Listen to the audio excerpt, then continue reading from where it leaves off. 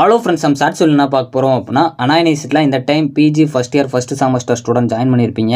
அதாவது ME, MTech, MArch, MBA students. உங்களுக்கு regulation 2025 publish பண்ண உடனே நம்ம சேனலில் வந்து சொல்லியிருப்போம். நம்ம தான் ஃபஸ்ட் டைம் வந்து இன்ட்ரடியூஸ் பண்ணியிருப்போம். அதாவது அஃபீஷியலாக பப்ளிஷ் பண்ணதுக்கப்புறம் நம்ம சேனலில் சொல்லியிருப்போம். ஸோ இதில் ஃபஸ்ட் இயர் ஸ்டூடெண்ட்ஸ்க்கு பேட்ச் 2025-2026க்கான சிலபஸ் வந்து எப்படி டவுன்லோட் பண்ணுறது அப்படிங்கிற நான் ஆல்ரெடி சொல்லிட்டேன்.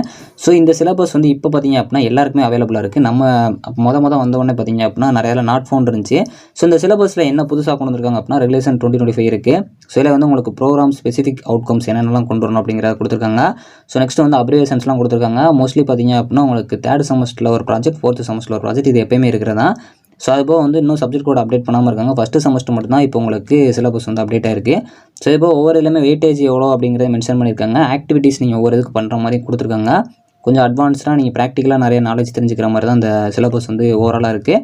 பழைய ரெகுலேஷன் 2021க்கும் உங்களுக்கு ரெகுலேஷன் 2025 சிலபஸ்க்கு இப்போதைக்கு என்ன டிஃப்ரென்ஸ்னு பார்த்தீங்க அப்படின்னா, அந்த லோகோ நடுவில் இருக்கும், இப்போ லோகோ இல்லை.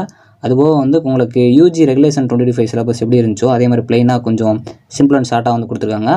இந்த சிலபஸே பார்க்குறதுக்கு கொஞ்சம் யூனிக்காகவும் தனியாக ஒரு டிசைனாகவும் இருக்குது.